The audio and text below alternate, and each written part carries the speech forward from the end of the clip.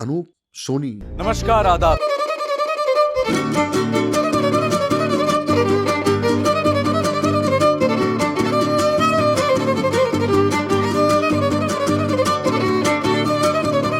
How was that journey in national School of drama? National School of drama में जाने तक मेरे लिए एक्टिंग का मीनिंग था हम डायलॉग याद करेंगे और डायलॉग सुना देंगे। उसके पीछे की क्या क्या तैयारी हो सकती वो सब नेशनल स्कूल ऑफ ड्रामा में। साया, संजय उपाध्याय का शो एंड अगेन मास्टरपीस। जब मुझे साया ऑफर हुआ तो मुझे कहा गया ये मानसी जोशी के भाई का रोल, मैं हीरोइन के भाई का रोल कर रहा हूँ। मैंने कहा नहीं यार, मेन रोल कर रहा हूँ मैं क्यों करूँ ये। संजय ने मुझसे कहा कि अनूप ये अच्छा रोल है, तुम जरूर करो। कमा कमा के भर दूंगा, जितना पैसा तू कहेगी ना उतना ला दूंगा तुझे। ला 200 रुपए दे जल्दी से। Crime Patrol, you became a kind of a social activist because of that show. क्या वो तुम्हारी करियर में हिंड्रेंस हुआ to get you other kind of roles? इसकी शूटिंग का फॉर्मेट उस वक्त ऐसा था, मुझे लंबे गैप्स नहीं मिले। उस वक्त हम ट्रैवल बहुत करते थे, उसकी वजह से क्या हुआ, मेरे एक्टिंग असाइनमेंट्स छूटते चले गए। उसका गुड पहलू ये भी था, मुझे जो नाम इज्जत के साथ एक देखा जाने लगा, मुझे अनूप सोनी के नाम से जाना जाने लगा। वक्त रहते इंसान सतर्क होकर अपने कदम पीछे हटा ले। Balika Vadhu was another milestone in your life. जो टेलीविजन में कंटेंट उस वक्त बन रहा था ये उससे अलग था और इसकी अप्रोच पूरी अलग थी। जब हम जोधपुर गए शूट करने के लिए, मेरा एक शॉट लगा जिसके अंदर मुझे कुछ रिएक्ट करना था और ट्रैक धीरे धीरे चल के आ रहा है। तो मैंने कहा यार यही स्पीड है ना, ये एडिट में जाके जुप जुप करके जूम तो नहीं होगा ना ये? नहीं भाई, यही रहेगा। You have been very fortunate to get a wife who is a brilliant actress, Juhi Babbar. She is madly in love with theatre.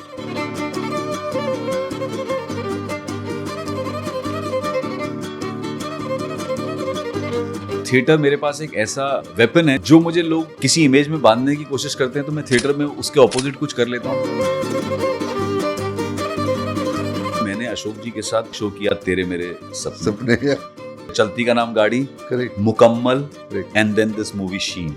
और चारों में रोल अलग अलग। Directors should take chances with actors, they should not put them in a cage के नहीं यार ये इस रोल में फिट होता है। जब आप सक्सेसफुल होते हो तो लोग आपके आगे पीछे घूमते हैं, नहीं होते हो तो फिर वही लोग बदल भी जाते हैं। कल शीशा था तो सब देख देख कर निकलते थे, आज टूट गया हूं तो सब बच बच कर निकलते हैं।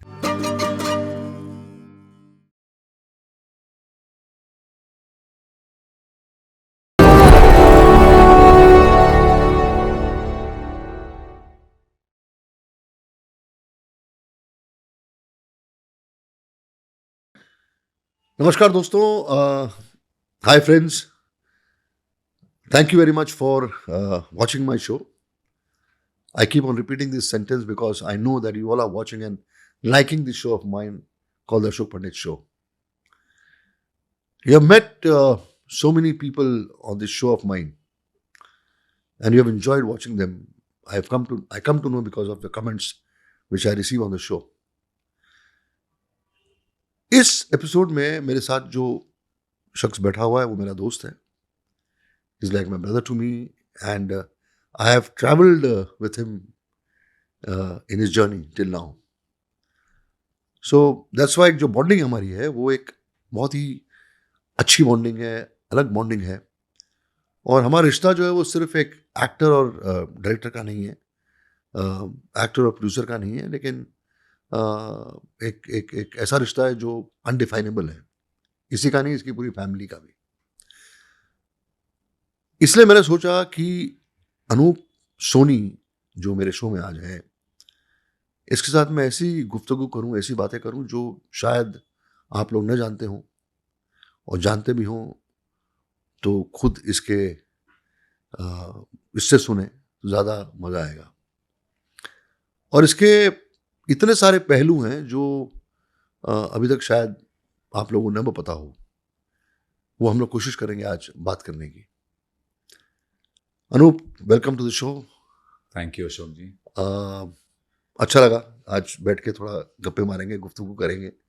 It's an important show of ours and it will be good to talk to you. Delhi to Mumbai का सफ़र, इसके बारे में बताओ. तुम दिल्ली मैं पले बड़े, पढ़ाई की तुमने, and then your National School of Drama, you did your course, वो पूरी जर्नी जो है उसको नरेट करो। Thank you so much Ashok ji, जो आपने मेरे इंट्रोडक्शन में बातें कही मैं अपनी ऑडियंस को बता दूं कि वो बिल्कुल सही हैं। जैसा इन्होंने कहा कि जो मेरी बम्बई की जर्नी है, दिल्ली से बम्बई इनको नहीं पता, लेकिन बम्बई में जब से हूँ तब से इनको सब कुछ पता है। सो ये उस हर एक पल का हिस्सा रहे हैं, and they are very happy moments, जहाँ पे आप एक डायरेक्टर के साथ काम करते हैं, फिर वो दोस्त भी है, वो एक बड़े भाई की तरह से भी है। तो यस, वो सारी बातें तो हम करेंगे। अब जैसा अशोक जी ने कहा है, जर्नी की बात करते हैं। एक्चुअली सर, मैं पला बड़ा सिर्फ दिल्ली में नहीं, बहुत सारे अलग अलग शहरों में, बिकॉज मेरे father steel authority of India limited में थे, तो पोस्टिंग होती रहती थी। तो पैदाइश हुई लुधियाना में, फिर पोस्टिंग हो गई जलंधर, जलंधर चले गए, जलंधर से पोस्टिंग हो गई उनकी फरीदाबाद, फरीदाबाद चले गए, फरीदाबाद से पोस्टिंग हो गई जयपुर, जयपुर चले गए। मैं दिल्ली आया नेशनल स्कूल ऑफ ड्रामा में पढ़ने के लिए, और जब मैंने नेशनल स्कूल ऑफ ड्रामा खत्म किया तब मेरे फादर की पोस्टिंग जयपुर से दिल्ली हो गई। That was his last posting. तो मैं दिल्ली जब पहुंचा तो नेशनल स्कूल ऑफ ड्रामा के लिए ही आया था, फिर बाद में पेरेंट्स आ गए। तो नेशनल स्कूल ऑफ ड्रामा तक पहुंचने की कहानी ये है कि कुछ 8वीं 9वीं क्लास में अचानक कुछ फिल्में देख के ऐसा लगा कि यार ये क्या क्राफ्ट है। मतलब मैं एक्टर्स को देखता था, वो परफॉर्म कर रहे हैं, और उनको परफॉर्म करते हुए देखकर वो इमोशन जो इमोट करते हैं, चाहे वो नाराज़गी है या दुख है, तकलीफ है, मुझे ऐसा लगता था हमें क्यों उसका असर हो रहा है। मतलब अगर वो बेचारा, मुझे आज तक याद है, मैं एक फिल्म देख रहा था ईमान धर्म, उसके अंदर हीरो, मुझे याद नहीं वो उनकी मुंह बोली बहन थी या सगी बहन थी, बच्चन साहब और शशि कपूर जी की, और वो बहन जो है ब्लाइंड है, और गुंडे आसपास हैं, ये हम ऑडियंस को पता है, और वो बहन से कह के जाते हैं हम थोड़ी देर में आते हैं और तुम अपना ध्यान रखना, हम बस आ जाएंगे। और एज एन ऑडियंस हमको पता है कि यार ये गुंडे यहाँ हैं, और मेरा ऐसे हो रहा था कि अरे मत जाओ यार, मत जाओ तुम दोनों, इसको अकेले छोड़ के मत जाओ, शी इज ब्लाइंड और गुंडे आ जाएंगे। और जैसे ही वो जाते हैं और फिर गुंडे आना शुरू होते हैं, तो मैं ऐसे थोड़ा साइड में देख के मैं अवॉइड कर लूँ।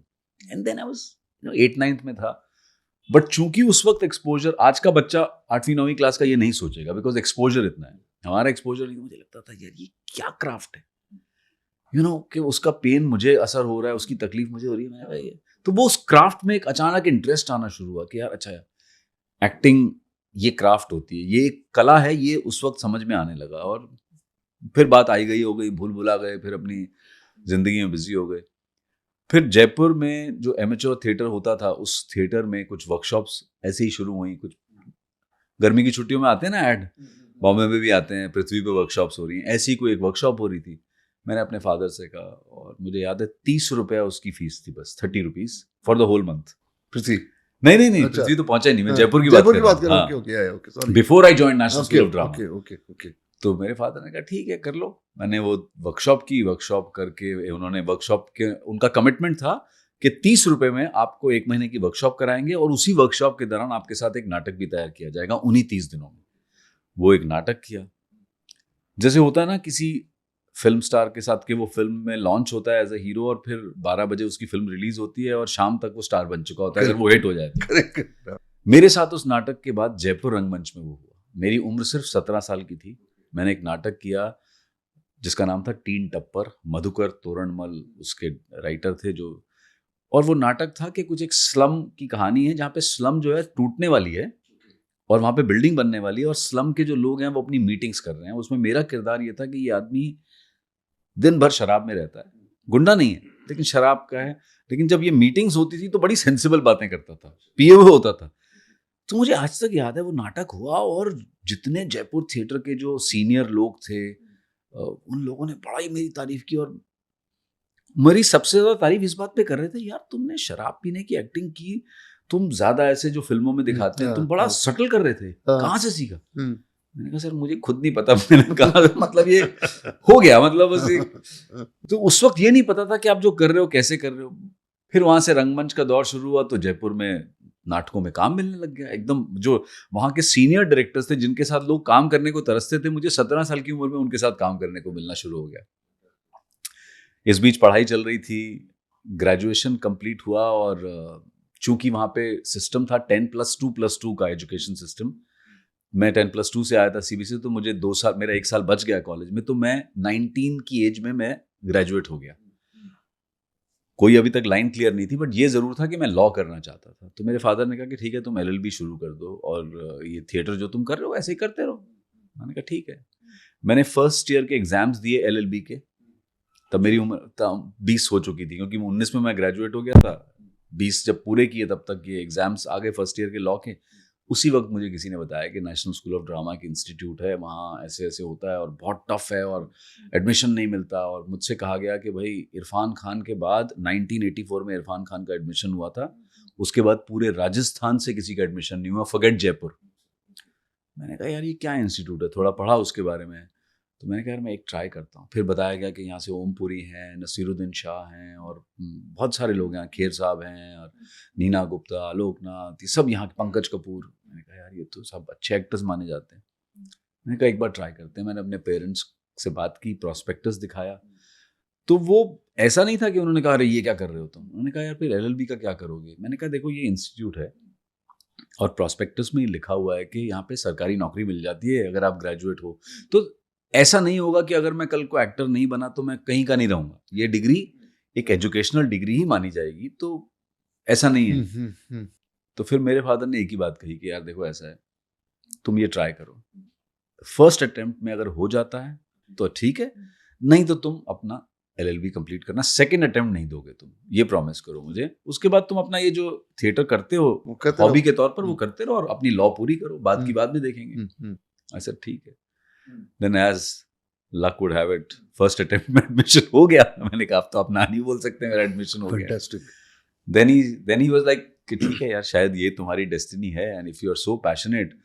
ये मैं जरूर कहूँगा कि मेरे पेरेंट्स का, कि उन्होंने कहीं ना कहीं मेरे फादर को स्पेशली, क्योंकि उस जमाने में सच बात बताऊं तो आप माँ से इतना डिस्कस ही नहीं करते थे अपने करियर और पढ़ाई के बारे में, फादर से ज्यादा बात। करेक्ट। मेरे फादर को शायद मेरी बातों से ये यकीन हो गया था कि यार ये जिंदगी में कुछ कर लेगा, ये बर्बाद नहीं करेगा जिंदगी। ये खुद है ना एक फादर कि नहीं यार ये करने दो, चलो जाने दो, अब इसका फर्स्ट अटेम्प्ट में हो ही गया एडमिशन, तो ये गो अहेड एंड कंप्लीट करके फिर बम्बई के आगे की जर्नी तो अब हम बात करेंगे। NSD की जो वक्फा है जी, with for your training, your teachers, your lecturers, your drama people, your colleagues there, जी राजेश तेलंग तुम्हारा कलीग, जितने बहुत सारे एक्टर्स जो आज with you, they are doing so well and all that. जी। How was that journey in National School of Drama? Sir मैं National School of Drama को अशोक जी बहुत क्रेडिट देता हूँ, because I was very young. मतलब लड़कों में सबसे यंग मैं था, मेरे से यंग एक लड़की थी बस। उसके अलावा मतलब आप समझ लीजिए अगर लड़की वो सबसे यंग थी तो उसके बाद मैं था। उसके अलावा बाकी सारे लोग या तो मुझसे 2-3 साल बड़े थे या 5 साल बड़े थे या 7 साल बड़े थे। क्योंकि नेशनल स्कूल ऑफ ड्रामा में ये नहीं होता है कि भाई अगर आप, जैसे स्कूल में क्या होता है, अगर आप 5वीं क्लास में हैं, 6ठी क्लास में हैं, तो आपका आसपास का जो बैचमेट, अपने का क्लासमेट है, वो आपसे 6-7 महीने के फर्क में होगा। ये नहीं होगा कि कोई आप 5वीं क्लास में है तो कोई एक आपसे 5 साल बड़ा बच्चा भी 5वीं क्लास में होगा। लेकिन नेशनल स्कूल ऑफ ड्रामा में वो होता था, क्योंकि कुछ लोग 25 की उम्र में आते थे, कोई 26 की उम्र में आता था, कोई 27 की उम्र में आता था। मैं वहां 20 साल और 5 महीने की उम्र में पहुंच गया था। तो मेरे लिए सब कुछ नया था। नेशनल स्कूल ऑफ ड्रामा में जाने से पहले मेरे लिए एक्टिंग के मायने ये थे, not that I am discrediting what I learned in Jaipur from Jaipur के थिएटर डायरेक्टर्स, बट ऑब्वियसली नाटक करते थे वहां, कोई वर्कशॉप तो मैं ज्यादा कर नहीं रहा था, तो कोई ट्रेनिंग नहीं हो रही थी। जो ट्रेनिंग हो रही थी वो कि भाई स्टेज पे खड़े होने का एक कॉन्फिडेंस आ गया, आपने ठीक ठाक अपनी समझ के हिसाब से डायरेक्टर से थोड़ी सी राय लेकर आपने परफॉर्म कर दिया। But national School of drama में जाने तक मेरे लिए एक्टिंग का मीनिंग था डायलॉग दो, हम डायलॉग याद करेंगे और डायलॉग सुना देंगे। उसके पीछे की क्या क्या तैयारी हो सकती है, कितनी डेप्थ में जाया जा सकता है, एक किरदार को प्ले करने के लिए क्या क्या और उसके एस्पेक्ट समझे जा सकते हैं, या कितना वेरिएशन हो सकता है, वो सब नेशनल स्कूल ऑफ ड्रामा में। कलीग्स जो तुम्हारे थे, एक्टर्स जी जो थे, वो आज भी are in touch with you, तुम लोग काफी काम साथ में भी कर रहे हो। उस इंस्टीट्यूट में what is that element of encouragement for you और इंस्पिरेशन फॉर यू, जो तुमको लगता है कि मेरी लाइफ भर जो है वो इंसिडेंट्स या वो एक्सपीरियंसेस जो NSD के हैं वो मेरे को आगे चल के भी काम आने वाले हैं, और वो परमानेंटली तुम्हारे पास as a creative person, not only as an actor, as a human being, तुम्हारी जो परवरिश वहाँ पे हुई है। बिकॉज जहाँ एजुकेशन इंस्टीट्यूशन होते हैं वहाँ पर सिर्फ वो आर्ट ही नहीं पनपता है, आर्ट तो टीचर पढ़ा देता है आके, but your entire personality development, your entire attitude towards your life जो एक इंस्टीट्यूट करता है, जितने भी इंस्टीट्यूट्स अच्छे अच्छे institutes, not only drama, painting का हो या म्यूजिक का हो, कोई भी हो, how has that helped you? जो ट्रांजिशन आया हुआ तुम्हारी लाइफ में from Jaipur to this institute, और उस इंस्टीट्यूट में जो 3-4 साल जो आपने गुजारे हैं, how has that really changed you और structured you as a person and as an actor? Sir बहुत कुछ मैं कहूँगा, अगर ओवरऑल जैसे आपने कहा ना, क्योंकि नेशनल स्कूल ऑफ ड्रामा में पहला साल, पहले 6 महीने तो मिनिमम मैं बात कर रहा हूँ आपसे, आपको डायलॉग बोलने को ही नहीं मिलता है। आपको जैसे मेरे जैसे एक्टर को जिसके दिमाग में ये था कि यार डायलॉग क्यों नहीं दे रहे हो, डायलॉग बुलवाओ ना, एक्टिंग क्यों नहीं करवा रहे हो, 6 महीने तक सर वो मौका भी नहीं मिलता है। आप 6 महीने तक क्या पढ़ रहे हो? सुबह आप पढ़ रहे हो classical Indian drama, western Indian drama, aesthetics, modern Indian drama, set designing, light designing की क्लासेस। ठीक है, शुरू में हम क्योंकि 6 महीने हैं तो हम हर चीज को थोड़ा थोड़ा टच कर रहे हैं, अभी डीप नहीं जा रहे। करेक्ट। शाम को 5 बजे एक्टिंग की क्लास, वो पेपर पे उस पे लिखा रहता था एक्टिंग क्लास। उसमें आपको टीचर्स क्या करा रहे हैं, आपके साथ ट्रस्ट एक्सरसाइजेस करवा रहे हैं। मुझे पहली बार पता चला कि यार ये ट्रस्ट एक्सरसाइज क्यों करवा रहे हैं। ऑब्वियसली थिएटर एक अलग मीडियम है जिसमें एक दूसरे का एक्टर्स पे ट्रस्ट होना बहुत जरूरी है कि जब आप परफॉर्म करते हैं स्टेज पे डायरेक्टर नहीं होता है जो, तो 6 महीने यही हो रहा था। तो एक तो पढ़ने को बहुत मिला। शुरू में तो 2 महीने तो पता है क्या लगा, यार गलत जगह तो नहीं आ गया यार, वहां भी होमवर्क करना पड़ता था, कॉलेज में भी स्कूल में भी, यहाँ भी होमवर्क, क्योंकि वहां पे प्रोजेक्ट्स मिलते थे, बाकायदा सर प्रोजेक्ट्स मिलते थे जो आप एक नॉर्मल स्कूल में प्रोजेक्ट्स बनाते हैं। कि आपको बता दिया गया कि इंडस वैली सिविलाइजेशन पे, अभी मैं सोच रहा था यार एक्टिंग का इंडस वैली सिविलाइजेशन से क्या लेना देना। बट आई थिंक शायद एक प्रिपरेशन कि मॉडर्न इंडियन ड्रामा क्या था, वेस्टर्न इंडियन ड्रामा क्या है, क्लासिकल इंडियन ड्रामा क्या है, इट्स अ प्रॉपर सिलेबस। फिर जाके छोटी छोटी एक्सरसाइजेज हो रही हैं, इम्प्रोवाइजेशंस की क्लास हो रही हैं, ये हो रहा है। तो सेकेंड ईयर में आके समझ में आया कि नहीं भाई, there is a lot to acting. Second year में फिर हम चूज करते थे कि भाई कौन डायरेक्शन डिजाइन में जाना चाहेगा और कौन एक्टिंग में जाना चाहेगा। उसके बाद फिर आपका फोकस शुरू होता था कि अब सेकेंड ईयर में जैसे मैंने एक्टिंग चूज कर ली, मैं बहुत क्लियर था कि मुझे एक्टर ही बनना है, तो फिर एक्टिंग में हमारा वेरिएशन शुरू हो गया। स्पीच क्लासेस अलग हो गई, एक्टिंग क्लासेस अलग हो गई, म्यूजिक की क्लासेस अलग हो गई, क्या कहते हैं, इम्प्रोवाइजेशन की क्लास अलग हो गई। तो उसमें बढ़ता चला गया। तो और पढ़ने की वजह से एक जब 3 साल बाद आप निकलते हैं ना, तो मैं ये नहीं कह रहा हूँ कि आप बड़े बड़े नाम सीख जाते हैं कि आपने थोड़ा बहुत जॉर्ज बर्नार्ड शॉ भी पढ़ा है, आपने शेक्सपियर भी पढ़ा है, या आपने हिंदी के बहुत साहित्य के बहुत लोगों को पढ़ लिया। Library, NSD library is one of the best libraries in Asia as far as dramatics is concern. Human behaviour पे किताबें थी बहुत सारी ह्यूमन बिहेवियर पे किताबें थी, because acting is all about human behaviour. तो शायद 3 साल बाद जब आप बाहर निकले ना, तो आपको ये था यार मैं सक्सेसफुल कब होऊंगा, कैसे होऊंगा मुझे नहीं पता, लेकिन मुझे काम आता है यार। वो एक बहुत बड़ा चेंज था ओवरऑल। टीचर्स जिसके बारे में तुम बात करना चाहोगे, जिसने कंट्रीब्यूट किया तुम्हारी इस प्रोफेशन में, खास करके उस स्कूल में, एंड एक्टर्स जो तुम्हारे कलीग्स थे जो आज भी इंडस्ट्री में, it will be good if you can talk about them, कैसे उन्होंने कंट्रीब्यूट किया तुम्हारी लाइफ में, तुम्हारे कलीग्स और खास करके तुम्हारे टीचर्स, जैसे अलकाजी साहब थे और बाकी और भी टीचर्स तुम्हारे होंगे जो आज भी मैटर करते हैं इस फील्ड में, इस इंडस्ट्री को या एक्टर्स को। तो मैं चाहता हूँ कि उनके बारे में भी अगर if you can throw some light. जरूर। अलकाजी साहब अनफॉर्चुनेटली हमारे टाइम में नहीं थे। वो मैं जब National School of Drama join किया था तो Kirti Jain ma'am, she was the director of the institute. और हमारे जो टीचर्स थे या हमारे जो प्ले डायरेक्टर्स आते थे उसमें राम गोपाल बजाज जी थे, अनुराधा कपूर मैम थी, अनामिका हक्सर थी, रॉबिन दास थे, सॉरी कुछ नाम और भी भूल रहा हूँ, बहुत सारे। और कुछ विजिटिंग टीचर्स भी आते रहते थे। प्रसन्ना सर थे, who's a very good acting teacher, उन्होंने पहला प्रोडक्शन भी हमारे साथ किया था। और कुछ विजिटिंग प्रोफेसर आते थे, जैसे मुझे याद है हमारे टाइम में वॉइस क्लासेस के लिए इंग्लैंड से एक टीचर आई थी, सू वेस्टन। उन्होंने हमारे साथ एक्सटेंसिव वर्कशॉप की थी सिर्फ वॉइस पे। फिर जर्मनी से एक टीचर आए थे कॉनरेड जेनरिच, जिन्होंने हमारे साथ एक्टिंग के ऊपर बहुत काम किया था। तो मुझे ऐसा लगता है कि ये जो चीजें थी, इन टीचर्स, तो आप किसी एक टीचर का नाम नहीं ले सकते कि हर टीचर ने कुछ ना कुछ सिखाया हमें। जैसे हर डायरेक्टर के काम करने का, तो जैसा मैंने कहा ना, सिलेबस होता था, तो फर्स्ट ईयर में क्लासिकल ड्रामा होना है, ये है सिलेबस में कि यार एक क्लासिकल ड्रामा हर बैच के साथ होना है। या सीनियर्स अगर हैं, आपके सीनियर्स हैं, उनके अपने प्रोडक्शन चल रहे हैं, और जो डिजाइन स्टूडेंट्स हैं उनके अपने शोज उनको बनाने हैं, उनका एग्जाम है वो, तो अगर उनको अपने क्लास के एक्टर्स कम पढ़ रहे हैं तो वो जूनियर्स ले लेते थे, हमें वहां मौका मिलता था। तो ऐसे करते करते आपने हर टीचर से कुछ, रंजीत कपूर साहब ने हमारे साथ प्रोडक्शन किया, बीएम शाह जी ने प्रोडक्शन किया, तो इन सब से धीरे धीरे आपने कुछ ना कुछ आप सीखते रहे, और एक होलसम डेवलपमेंट जिसे कहते हैं ना।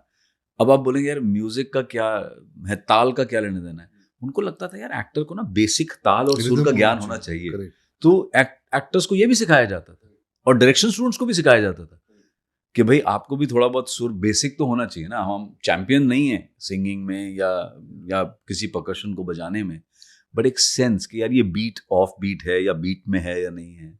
तो एक तो ये चीज रही। दूसरा, जैसे अगर मैं अपने बैचमेट्स की बात करूं तो 4-5 लोग ऐसे थे, जैसे चितरंजन गिरी हैं, आदिल हुसैन हैं, जाकिर हुसैन हैं, ये लोग जो थे थोड़े से एक्सपीरियंस के साथ आए थे, क्योंकि ये उम्र में भी बड़े थे, और प्लस इन लोगों ने का थिएटर का एक्सपीरियंस ऑब्वियसली मेरे या राजेश तेलंग से Irfan was senior to you? Irfan भाई was much senior to, he passed out in 87 only, I think so, 87 में ही पास्ड आउट। और तो बैचमेट्स के साथ भी थोड़ा बहुत उनको भी देख के ये समझ में आने लगा था कि नहीं यार, जब ये परफॉर्म कर रहे हैं ना, इनका एक्सपीरियंस नजर आता है जो वो परफॉर्म। तो आई थिंक कहीं ना कहीं ये समझ लेना, कोई भी एक्टर अगर ये समझ ले कि नहीं यार मेरे में कमजोरियां क्या हैं और मैं कहाँ उनको ठीक कर सकता हूँ, तो आसान हो जाता है। दिक्कत तब आती है जब आप ये मान लेते हैं कि मुझे सब कुछ आता है। तो लकीली वो दिमाग में नहीं था कि भाई नहीं मुझे सब कुछ आता है, ये एक शुरू से था कि नहीं यार यहाँ मैं सीखने आया हूँ, यार सीख लूँ मैं, चाहे अपने बैचमेट से सीख लूँ, चाहे मैं किसी से भी सीख लूँ। थर्ड ईयर तक आते आते थोड़ा सा हमें भी कॉन्फिडेंस आ गया था कि हाँ यार चीज़ें समझ में आ रही हैं।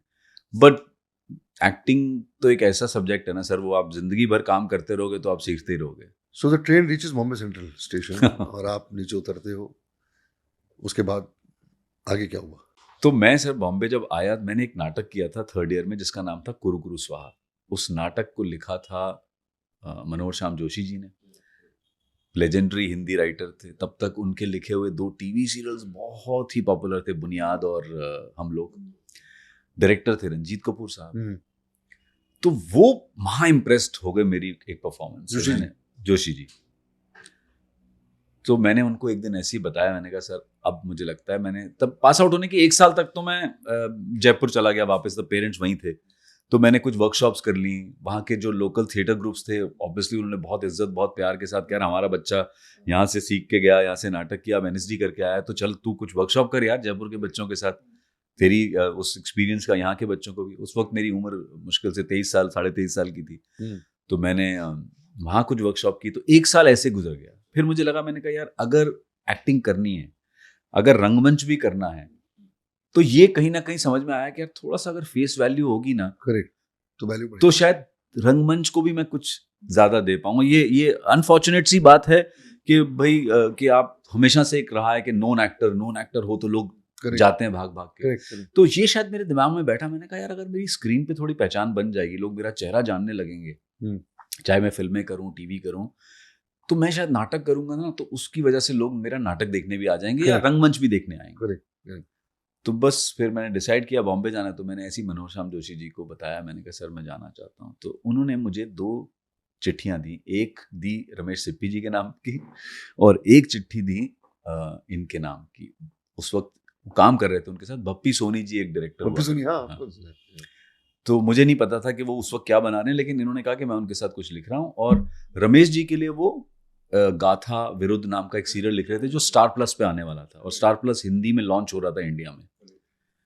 तो बस वो 2 चिट्ठियां लेके सर मैं पहुंच गया यहाँ बॉम्बे शहर में। उसके अलावा बस यही था कि दोस्तों यारों से पूछ लेंगे मेरे साथ हरीश खन्ना, मेरे एक बैचमेट, और कुछ वक्त के बाद राजेश तेलंग ज्वाइन करने वाले थे। हरीश और मैं इकट्ठे आ गए थे। तो बस यहीं से शुरुआत हुई जर्नी के। गाथा बहुत कमाल का रोल था तुम्हारा उसमें। जी जी जी बिल्कुल। और रमेश जी का आई think one of the finest works था वो। उसका सेट जो लगाया था जी उन्होंने फिल्म सिटी सिटी में, में, हाँ। और जिस किस्म की प्रॉपर्टीज जो इरा क्रिएट किया था उन्होंने उस शो में, it was really very very impressive. Amazing. बहुत कमाल था। आज के ज़माने में, आज के दौरान आपने ऐसा शो शूट किया, बनाया। और मैं एक दो बार सेट पे भी आया था। एक एक शॉट के लिए वो एक एक शिफ्ट 12 घंटे 14 घंटे लगा देता था, खाली वो गाड़ियों को जाने का, गाड़ियों के आने का, शॉट लेने के लिए, एटमॉस्फेयर क्रिएट करने के बिल्कुल लिए। बिल्कुल। उसमें तो कोई दो राय नहीं। मुझे किस्सा याद है सर, आपने ये बात की इस शॉट की, मुझे आज तक याद है। हम लोग RML कॉलोनी में शूट कर रहे थे और मेरा और सोनी राजदान जी का सीन था। कहानी में वो ब्रिटिशर दिखाई गई हैं, हाँ करेक्ट। और मैं क्या डिस्गाइज में हूँ। कहने को तो मैं बहुत प्रो ब्रिटिशर्स हूँ, लेकिन अंदर से मेरा एक क्रांतिकारी ग्रुप भी चलता है। इट वॉज वेरी वेरी, मतलब मुझे बड़ा हीरोइक रोल मिला था। Correct. And thanks to Manoj Shyam Joshi ji की, उन्होंने मुझे रमेश जी से मिलवाया, और रमेश जी ने भी मेरे बाकायदा ऑडिशन वगैरह लिया। या करेक्ट। तो उस रोल में सीन ये था कि मैं उनको ना, because I need something from her house, because her brother is a superintendent of police and all that, Britishers हैं वो लोग। तो मुझे मालूम है कि ये लेडी मेरी तरफ अट्रैक्टेड है, तो मेरे को अपना मतलब है, मैं क्रांतिकारी हूँ, तो मैं गुलाब का एक फूल लेकर जाता हूँ। अब हुआ ये कि जो फूल आया था, जब तक शॉर्ट वॉट लगा वो मुरझा गया। रमेश जी ने कहा नहीं ये तो नहीं चलेगा भाई, मुझे फ्रेश चाहिए एकदम, क्योंकि शॉट में बोले सर ये फ्रेश था। बोले अब तो नहीं रहा ना फ्रेश। करेक्ट। अब ये मैं बात कर रहा हूँ सर ऑलमोस्ट 25-26 साल पुरानी। correct. अब मुझे नहीं पता RML कॉलोनी में ये लोग कहाँ गए उस वक्त, इतने रिसोर्सेज करेक्ट। वहां नहीं मिला। तो Correct. ये लोग कहीं घूमते फिरते अंधेरी तक पहुंच गए। रमेश जी बैठे थे, नहीं लिया उन्होंने शॉट जब तक वो गुलाब का फूल फ्रेश नहीं आ गया फूल। तो ये तब मेरी समझ में आया कि भाई हम शोले के डायरेक्टर के साथ काम कर रहे हैं। हाँ ये है, इन्होंने ही शोले बनाई थी सच। करेक्ट। उसके बाद तुमने किया साया। जी जी जी बिल्कुल। संजय उपाध्याय का show, and again masterpiece. Relationships के साथ कैसे संजय ने खेला था उस पूरे शो में। उसमें सॉरी आपको कट कर रहा हूँ, मजेदार बात बताता हूँ। मुझे ऐसा लगा क्योंकि मैं सीहॉक्स कर चुका था, you know prominent role, Madhavan मैं, और मुझे स्क्रीन में नॉमिनेशन भी मिला था। अनुभव सिन्हा का शो। हाँ अनुभव सिन्हा का शो था जो सीहॉक्स के लिए। तो जब मुझे साया ऑफर हुआ तो मुझे कहा गया ये मानसी जोशी के भाई का रोल है। तो मैंने कहा और कौन कौन है? बोले हाँ माधवन हैं, और ये है करण ओबरॉय हैं, और 2-3 अचिंत कौर हैं। तो मैंने कहा ये क्या कॉम्बिनेशन है? बोले साहब ये मानसी जोशी के ऑपोजिट जो है वो माधवन है, और करण ओबरॉय के ऑपोजिट अचिंत कौर है, ये दोनों बहुत अच्छी सहेलियां हैं। मैंने कहा यार ये दोनों हीरो हैं, ये दोनों हीरोइन हैं, मैं उसमें से एक हीरोइन के भाई का रोल कर रहा हूँ। नहीं यार मैं बड़े मेन रोल कर रहा हूँ, मैं क्यों करूँ ये? तो मुझसे फिर संजय, मुझे याद है संजय ने मुझसे कहा कि यार अनूप ये अच्छा रोल है, तुम जरूर करो। तो कई बार आप डायरेक्टर पे भरोसा करते हैं ना, और मैं संजय के साथ गाथा में काम कर चुका था उनके साथ, और हमारी भी ट्यूनिंग बहुत अच्छी थी। तो ही सेड नहीं अनूप यार don't look at it in that way कि यार ये हीरोइन के भाई का रोल है और हीरो कोई और है।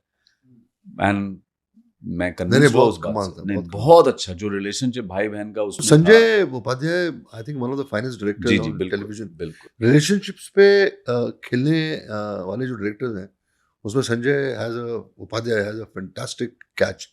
मतलब उसके साथ उस टाइम पे जब टेलीविजन के डायरेक्टर्स थे, जैसे संजय उपाध्याय, रमन कुमार, जी ये रवि राय, आनंद, एक जॉनर ऑफ डायरेक्टर्स था जो जिनका सॉलिड कंट्रोल था ऑन रिलेशनशिप्स। एब्सोल्युटली। एंड क्या नरेशन, कहानी नरेट किस तरीके से ये लोग करते थे और किस तरह से बनाते थे, आराम से सुलझ कर, पॉज ले लेकर, जिस तरीके से उन्होंने शोज बनाए थे।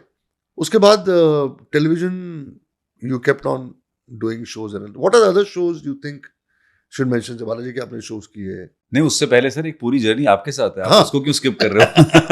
अच्छा वो तो उसके बाद है। इतनी मॉडेस्ट होने की जरूरत नहीं मेरे को लगा उसके बाद है। नहीं सर उसी दौर में ये सब हुआ। करेक्ट। और इनफैक्ट मैं ऑडियंस को ये बताना चाहता हूँ कि मैंने अशोक जी के साथ मैक्सिमम काम जब किया तो इकलौते ऐसे डायरेक्टर थे जिनको मैं आज हमेशा हम कहते हैं ना कि यार directors should take chances with actors, they should not put them in a cage के नहीं यार ये इस रोल में ही फिट होता है।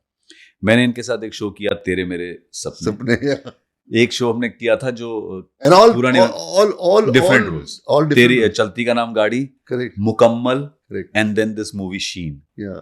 और चारों में रोल अलग अलग थे। तो ये क्रेडिट मैं आपको देता हूँ कि आपने हमेशा मुझे ऐसे नहीं किया कि यार नहीं यार अनूप इसी रोल में फिट होता है। Yeah. मतलब तेरे मेरे सपने में मेरा आज तक इरफान भाई के साथ एक सीन है जो मेरे पास उसकी कॉपी भी है, मैंने आपको भेजा भी था। तेरे मेरे सपने का कास्ट, मतलब it was such a amazing cast. we are all very lucky to have that kind of subject and that genre of our actors. मतलब you, इरफान, किरण जुनेजा, अरुणा जी, मनोज सिंह, मनोज सिंह जी, मनोज सिंह जी, अमित बहल, अमित बहल, मतलब अचिंत, what a cast सारा। एब्सोल्युटली। और बिल्कुल ऐसा नहीं था कि किसी भी सीन में या किसी भी एपिसोड में कोई डुप्लीकेट यूज किया गया हो, या कोई ऐसा बंदा इस्तेमाल किया हो या बंदी इस्तेमाल की हुई है, एक्टर इस्तेमाल किया है जो क्यों नहीं दे रही है। Everybody, the entire cast was to be on the set, मतलब शेड्यूल के हिसाब से।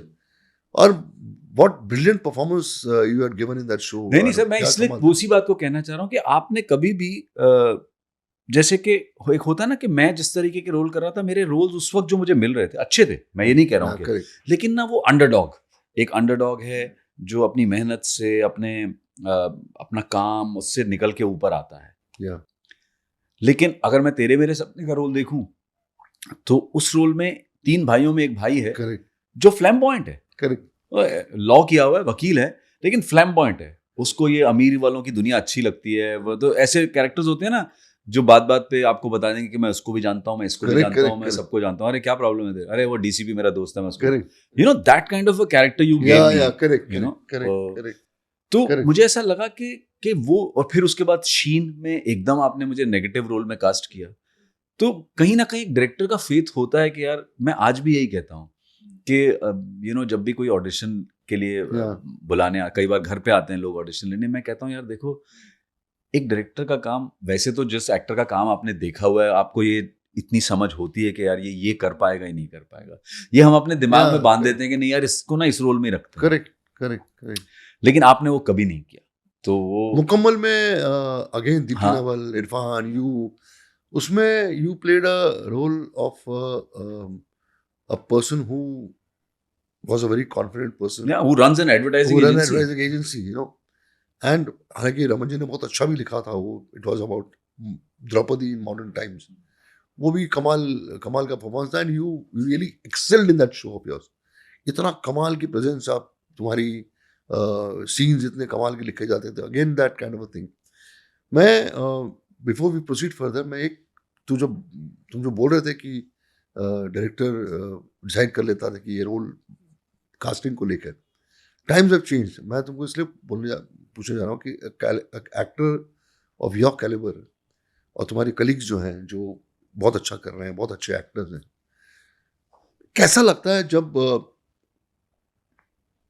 आप ऑडिशन देते हो किसी रोल के लिए, और उसी रोल के लिए और भी लोग ऑडिशन देते हैं, और तुम्हें पता चलता है, और ये जायज़ सी बात है और सबको पता है इस बात का, इसमें कोई छुपी बात नहीं है, कि फाइनल जो कास्टिंग होती है वो ये देख के होती है कि उस बंदे के इंस्टाग्राम पे फॉलोवर्स कितने हैं, कितने लोग उसके इंस्टाग्राम को फॉलो करते हैं, रिएक्ट करते हैं, कितने व्यूज़ आते हैं, और वो एक एडिशनल रीज़न हो जाता है उस बंदे को कास्ट करने के लिए। हो सकता है कि तुम्हारे साथ भी ऐसा हुआ हो, तुमको कास्ट किया है just because you have good followers. मैं जनरल बात कर रहा हूँ। तुम एज एन एक्टर, और एक्टर मतलब कोई ऐसा नॉर्मल कोई नया एक्टर नहीं है जिसने कुछ किया नहीं हो, एक हाइट पे पहुंचने के बाद एक एक्टर जो पहुंचता है उसने प्रूव किया हुआ है कि I am really a good actor and I can do anything for that matter.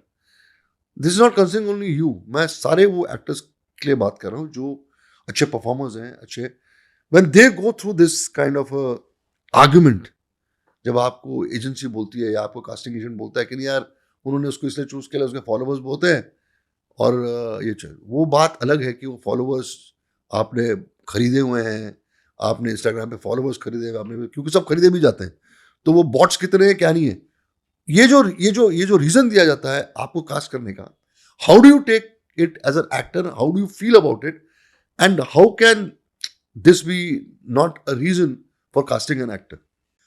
ये मैंने सुना है सर, लेकिन फॉर्चुनेटली मेरे साथ ऐसा ये कभी नहीं हुआ कि मुझे ये कहा गया हो कि अरे आपको कास्ट तो करना चाहते थे लेकिन नहीं, दूसरा वो लोग actor कहा जो भी है- नहीं गया हो, बट हाँ हो सकता है, मुंह पे लेकिन कोई मुझे नहीं ऐसा बोलता है। लगता है, मैं ये मान के चलता हूँ सर कि जितना मेरा काम अभी तक हुआ है और जिस तरह के फिल्म मेकर्स जो जिनको मैं जानता भी हूँ या जो नए भी हैं, शायद जिन्होंने मेरा काम देखा है, वो ये तो नहीं करेंगे कि यार इसको इसलिए ना लें फॉलोअर्स।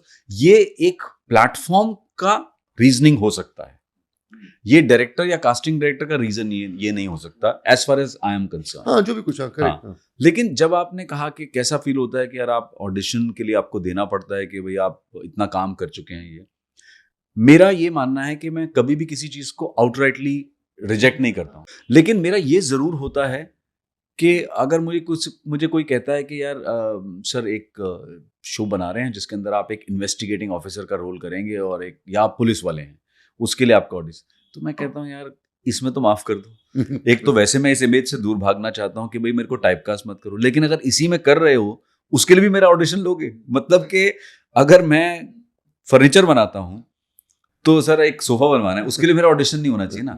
हाँ, अगर मुझे आप कह रहे हैं कि सर 2 लाइटें लगानी है क्योंकि वहां मेरा एक्सपीरियंस नहीं है, तो मुझसे एक बार करवा के देख लो। तो अगर आप मुझे कोई ऐसा रोल ऑफर कर रहे हो जिसमें आप कहते हो कि यार आपने अनूप को कभी नहीं देखा है, आप जरूर लीजिए, लेकिन जिस रोल में आपको लगता है आपने देखा हुआ है ऐसे काम या एक पर्सनालिटी जिसको आप जानते हैं। और मेरा ये मानना है सर, कोई भी डायरेक्टर, जैसे मैं आपके बारे में तो ये कह रहा हूँ कि आपने मुझे इतने वैरायटी ऑफ रोल्स दी, उस वक्त तो हम ऑडिशन भी नहीं लेते थे, लेकिन चूंकि हम इतना क्लोज उसमें काम कर रहे थे प्रॉक्सिमिटी में कि आपको शायद देख के लगता था कि नहीं यार ये रोल मैं अनूप से करवा सकता हूँ, ये कर लेगा, शायद वो एक अलग तरह की ट्यूनिंग हो जाती है। But having said that, audition में भी मुझे ऐसा लगता है कि एक डायरेक्टर को ये तो समझ में आ जाता है, क्योंकि कई बार आप ऑडिशन में मुझे लगता है कि आप 100% जो आप स्क्रीन पे परफॉर्म करने वाले हो वो नहीं हो पाता। उसका रीजन ये होता है सर कि जब हम सेट पे जाते हैं वो एक एटमॉस्फेयर होता है, आप उस स्पेस में हो, वाइब होती है, आपके को एक्टर्स आपके साथ होते हैं, तब तक आप एक रोल की तैयारी कर चुके होते हो, आपकी रीडिंग्स हो चुकी होती हैं, डिस्कशंस होते हैं, वर्कशॉप हो गई या जो भी हुआ आज की डेट में, by the time you reach on set you are there, you know the role. और फिर उसका माहौल होता है एक सेट का, फिर आप उस किरदार में के कपड़े पहने हुए हैं, कॉस्ट्यूम जो आपको, ऑडिशन में वो 50% नहीं रह जाता है, 50% तक ही आप जा पाते हो। लेकिन एक डायरेक्टर में वो आंख होती है जो देख के कह लेता है कि नहीं यार ऑडिशन इसलिए होना चाहिए। मुझे लगता है कि ऑडिशन में कोई भी डायरेक्टर अगर ये देखता है ओहो यार मेरे को ऐसा चाहिए था, इसने तो ऐसा कर दिया, मुझे लगता है वो कई बार नहीं पॉसिबल होता, क्योंकि जो ऑडिशन लेने आ रहा है बच्चा वो खुद बेचारा एक एस्पायरिंग एक्टर है और खुद उसका अपना एक्सपीरियंस इतना नहीं है। थोड़ा बहुत आपको कास्टिंग एजेंट ने आपको समझा दिया कि यार ऐसा रोल है वैसा रोल है, या आप एक थोड़ा बहुत एक मोटा मोटा बैकग्राउंड समझ गए, तो आप अपनी उस समझ के हिसाब से सीन में जो लाइनें हैं वो क्या कहना चाह रही हैं उसमें आप अपनी समझ के हिसाब से परफॉर्म करते हो। मुझे लगता है कि ऑडिशन देखने के लिए डायरेक्ट 2 चीजें होती हैं, एक होती है फिजिकल अपीयरेंस, तो आप ऑडिशन लेते ही उसका हो कि भाई जो पहला तो आपने जो पहला क्राइटेरिया उसको तो आपने टिक मार्क कर दिया ना, तो इसका मतलब फिजिकल अपीयरेंस का उतना इशू नहीं है अभी, क्योंकि आप लेके ही ऑडिशन उसके पास इसलिए गए थे। सेकंड बचा कि यार कर पाएगा कि नहीं कर पाएगा, केपेबल है या नहीं है इस रोल को प्ले करने का। वो आपको 2 सीन जो आप परफॉर्म करके देते हो ऑडिशन में, उसमें डायरेक्टर को समझ में आ जाता है कि यार ये ठीक है, I know he can do it, उतना ही देखना होता है, आप परफेक्शन नहीं ढूंढ सकते बस।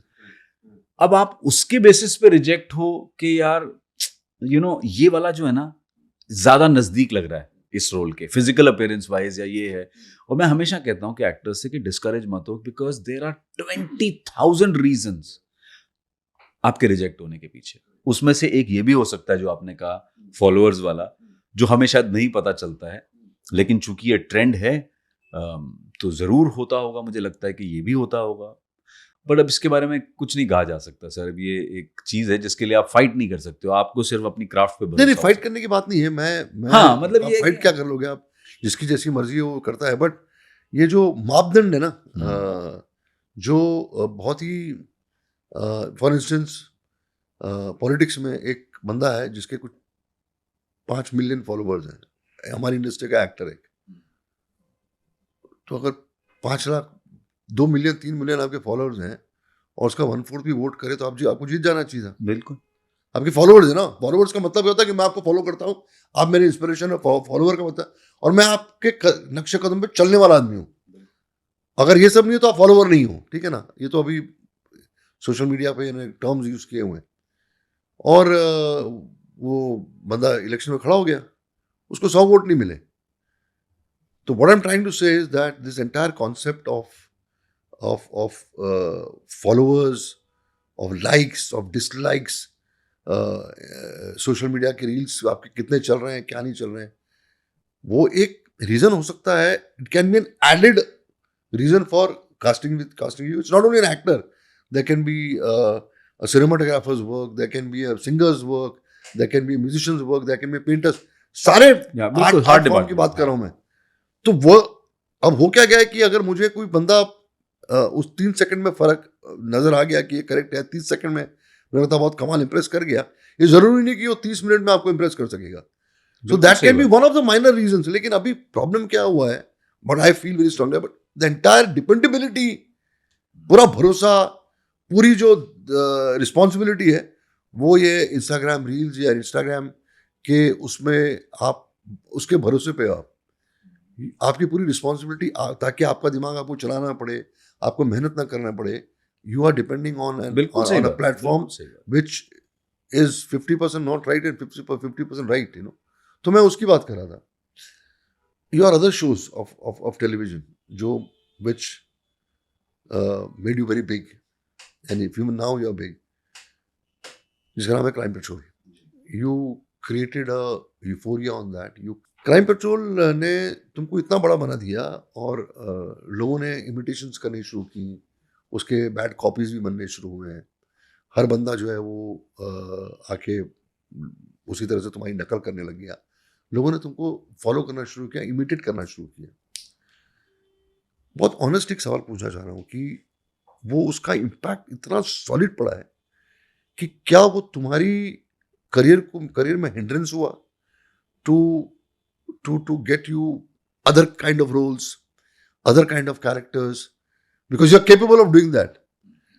तो वो जो उसका इम्पैक्ट इतना पड़ा है कि मैं एज एन ऑडियंस देखता हूँ, यार इसके आगे क्या हो सकता है कुछ, because it was larger than life size character kind of thing. Do you feel कि यार ये इतना बड़ा हो गया है कि लोगों को लगता है कि यार इससे बड़ा क्या हो सकता है कुछ. Tomorrow if I want to cast you for, मैं अपनी बात नहीं कर रहा, मैं किसी और की बात कर रहा हूँ, अगर मुझे अनूप सोनी को कास्ट करना है एक ऐसे रोल के लिए जो पहाड़ों में गा रहा है, जो कूद रहा है, जो मर्डर कर रहा है, जो ये कर रहा है, जो मल्टीफैसेटेड रोल जो है, वो दे सकता हूँ कि नहीं दे सकता हूँ. Do you think that has become a hindrance in your career? Sir yes, फर्क तो पड़ा था जरूर, मैं कहूँगा. और इसमें गलती थोड़ी सी मेरी भी है, मैं ये नहीं कहूँगा कि सारी गलती. एक तो ये कि जब आप कोई प्रोजेक्ट साइन करते हैं, आपको नहीं पता होता कि वो कितना बड़ा बना है. फैक्ट है. और काम होता है यार, मतलब वो आप कोई, मेरा ख्याल से दुनिया का कोई भी एक्टर ये प्रिडिक्ट नहीं कर सकता, या कोई डायरेक्टर प्रिडिक्ट नहीं कर सकता कि ये तो मैं श्योर शॉट 100% सुपर. करेक्ट. तो क्राइम पेट्रोल जब बनना शुरू हुआ था, मुझे सिर्फ ये पता था कि यार ये मुझे कैसे करना है. जो मेरी टीम ने मुझे बताया, जो सोनी चैनल का जो एक पूरा उनका प्लान था कि ये क्यों हम बना रहे हैं, क्योंकि मेरे भी दिमाग में ये था कि यार एंटरटेनमेंट चैनल पे एक क्राइम शो आएगा, रात को लोग क्यों देखेंगे.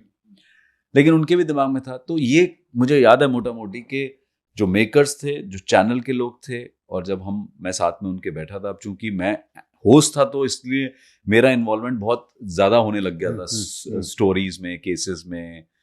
तो तब ये डिसाइड हुआ था यार हम कुछ नहीं सोचते, सिर्फ हम एक शो बनाना चाह रहे हैं जिसके अंदर हम रियल क्राइम से की स्टोरीज उठाएंगे, उनको हम ड्रामेटाइज करके उनको ऑडियंस को दिखाएंगे, ड्रामेटाइज करके. और हमारा मकसद ये होगा कि देखो जी, ये क्राइम है, ये हमारे समाज में, हमारे आसपास हो रहा है, आपके साथ भी हो सकता है. तो आप बस ध्यान रखें, जितना ज़्यादा ध्यान रख सकते हैं. या जो बाद में करते करते डिसाइड हुआ कि यार ये जो क्राइम्स हम उठा रहे हैं, ये बड़े आम जिंदगी के क्राइम्स हैं, जिसमें 90% केसेस हमने ऐसे उठाए थे जिसमें जो क्रिमिनल है वो प्रोफेशनल क्रिमिनल है ही नहीं, या तो उसका जिंदगी में पहली बार क्राइम किया उसने, क्यों. तो ये समझ में आने लगा उन केसेस को पढ़कर कि यार ये ना क्या हो रहा है? फ्रस्ट्रेशन है, एंगर है, लालच है, जेलसी है। तो मोटा मोटी समझ में आया कि यार ये 4-5 इमोशंस हैं। तो फिर हमने उस पे वर्क करना शुरू किया कि यार ऐसे केसेस उठाओ जहां हम लोगों को समझा सके कि भाई देखो ये इमोशंस बहुत नॉर्मल हैं, करेक्ट, लेकिन लाइन क्रॉस करते ही आप क्रिमिनल की दुनिया में चले जाते हो, आप क्राइम की दुनिया में चले जाते हो। किसी से जलन होना कोई प्रॉब्लम नहीं है, आपको जलन है उसकी सक्सेस से तो आप भी मेहनत कीजिए। आपको लालच है अमीर, आपको अमीर बनना है, आपके अंदर लालच है अमीर बनने का, कोई प्रॉब्लम नहीं है, लेकिन आप सही रास्ते से अमीर बनो। आपने गुस्से में किसी को 2 थप्पड़ मार दिए, ठीक है यार गुस्सा था वो चल जाएगा, लेकिन आप गुस्से में किसी को चाकू या गोली नहीं मार सकते। आपकी जिंदगी खुद की बर्बाद हो जाएगी।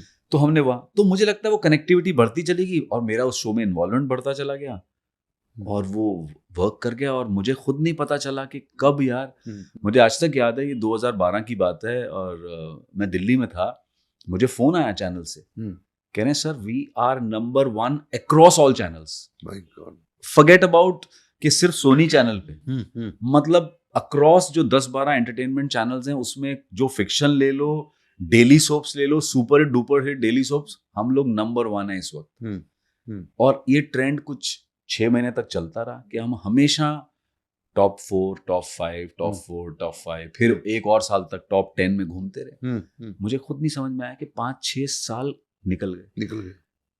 अब मैंने जैसा कहा कि मेरी गलती क्या है सर, मेरी गलती शायद ये हो गई उस दौरान, चूंकि इसकी शूटिंग का फॉर्मेट उस वक्त ऐसा था कि मुझे लंबे गैप्स नहीं मिलते थे। क्योंकि उस वक्त हम ट्रैवल बहुत करते थे कि कोशिश की कि भाई अगर 2-3 केस करने जा रहे हैं तो दिल्ली, आगरा, क्या कहते हैं, बनारस, इधर उधर होके आए, फिर अगले हफ्ते 10-12 दिन बॉम्बे में शूट किया, फिर तो उसकी वजह से क्या हुआ, मेरे एक्टिंग असाइनमेंट्स छूटते चले गए।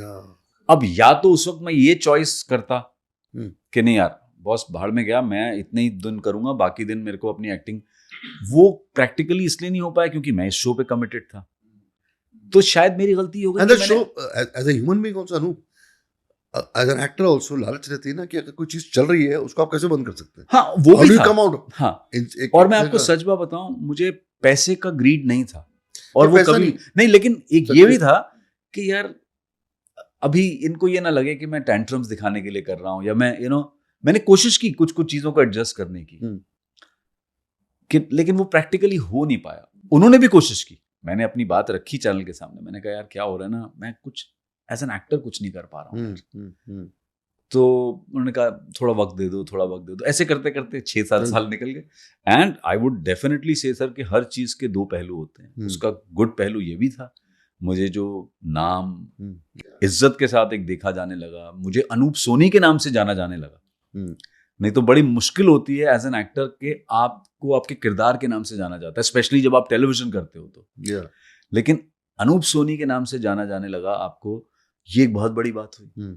तो और एक फाइनेंशियल स्टेबिलिटी आई, बिल्कुल, तो आप इन चीजों को भी डिनाई नहीं कर सकते। यस, उसके ये पहलू रहे जो मैं खुद एक्सेप्ट करता हूं कि ये मिस हुआ, but back of the mind ये चल जरूर रहा था कि यार अनूप ये चीजें मिस हो रही हैं यार, ये मिस हो रही हैं। 2017 में मुझे एकता कपूर ने एक ओल्ड बालाजी के लिए एक वेब सीरीज बना रही थी वो, जिसका नाम था test case, the test case, और मुझे उसके अंदर एक रोल ऑफर हो, इंडियन आर्मी पे बेस्ड था। निमृत कौर, अतुल कुलकर्णी और भी बहुत से एक्टर्स थे, राहुल देव, तो उसमें एक बहुत इंपॉर्टेंट किरदार के लिए मुझे बुलाया गया। और मेरा, आप बिलीव नहीं करोगे, जब मुझे बुलाया गया, एंडमॉल उस शो को बना रहा था, वेब सीरीज थी, वेब सीरीज का दौर शुरू हो चुका था, नेटफ्लिक्स आ चुका था। मेरा पहला सवाल पता है क्या था उनसे, एंडमॉल से, मैंने कहा आप लोगों ने मेरे बारे में सोचा कैसे? क्योंकि मुझे लगा कि मुझे लोगों ने एज एन एक्टर सोचना ही बंद कर दिया। वही मैं कह रहा हूँ। हाँ बिल्कुल सही कह रहे हैं आप, ये हुआ। तो आप सोचिए एज एन एक्टर मेरा पहला सवाल ये था। तो उन्होंने कहा नहीं साहब, डायरेक्टर विनय वाइकुल हैं, उन्होंने आपका नाम सजेस्ट किया है। और फिर एकता जी को जब बताया गया तो उन्होंने कहा कि उन्होंने पूछा डायरेक्टर से कि भाई ये मुझे कहानी बताएगी, कि एकता कपूर ने पूछा आप किसको चाहते हैं, कौन आपकी चॉइस है? तो डायरेक्टर ने कहा मुझे लगता है अनूप सोनी इस रोल में फिट बैठेगा। And she said okay go ahead, no problem. मैंने उसकी शूटिंग शुरू की सर, मैंने एडजस्ट किए डेट्स वेट्स सब, मैंने कहा मैं ये नहीं छोड़ूंगा, ये रोल मुझे बहुत पसंद है। उस शूटिंग के दौरान मुझे एहसास हुआ कि नहीं यार, ये तो मैं एक्टर हूँ यार, मैं हाँ, कितने साल, correct, 5-6 साल मैंने निकाल दिए, मैंने मिस कर दिया। करेक्ट और वहां से वो जो हंगर की वापस दौड़ शुरू हुई correct. एज एन एक्टर, और फिर मैंने 2019 में जो है क्राइम पेट्रोल से ब्रेक लिया। जबकि क्राइम पेट्रोल वाले हमेशा कहते रहे सर आप ब्रेक ले लो, लेकिन आप छोड़ना मत ये शो, कभी भी हम दोबारा बनाएंगे तो आप आना जरूर। मैंने कहा यार चलो ठीक है, थोड़े दिन मुझे वक्त गुजारने दो। तो फिर अब जब बात होगी तो अब उनका अब ये कि जब भी हम आपके साथ शुरू करेंगे आप डोंट वरी, हम आपको इतने दिन देंगे कि आपका कोई एक्टिंग असाइनमेंट मिस नहीं होगा। करेक्ट। तो आई थिंक हर एक दौर से गुजरना पड़ता है। तो मैंने 5 साल से जो And गैप लिया, तुम you became a kind of a social activist because of that show. जो लोगों ने, एक आम आदमी ने जिस तरह से तुम्हारे साथ आइडेंटिफाई किया, मुझे नहीं लगता कोई वेब सीरीज या कोई फिल्म भी उस किस्म का रिस्पेक्ट या उस किस्म की जगह लोगों के माइंड में है। You became a name for every house hold. बहुत रिस्पेक्टफुली, मतलब मुझे एक जिम्मेवारी भी बढ़ी सर। पहले कैसे होता था कि रोड पे आप जा रहे हैं, कहीं कुछ हो जाए, कोई मतलब पीछे से कोई हॉन्क कर रहा है या आप किसी को देख रहे हो आदमी ढंग से नहीं चला रहा है, तो आप गाड़ी से उतर जाते थे। करेक्ट। अरे यार क्या कर रहा है, कैसे गाड़ी चला रहा है, या कोई पीछे से हॉन्क कर रहा है कि भाई क्या करूं, उड़ के चला जाऊं। अब नहीं करते, क्योंकि मुझे लगता है यार अब उतर के सामने वाले को ये नहीं समझ में आएगा कि मैं क्यों उतरा हूं और क्या करने के लिए उतरा हूं। वो बोलेगा देखो यार ये आदमी कैसे बिहेव कर रहा है। लेकिन सर मैं ये भी कहूंगा कि इन 5 सालों का जो मैंने ये किया कि मुझे एक्टिंग पे फोकस करना था, उस दौरान कुछ लोगों ने शायद मुझे इसलिए कास्ट नहीं किया। एक तो मैंने ये क्या किया था, मैंने ये शुरुआत की कि यार मुझे ना कॉप मत बनाओ।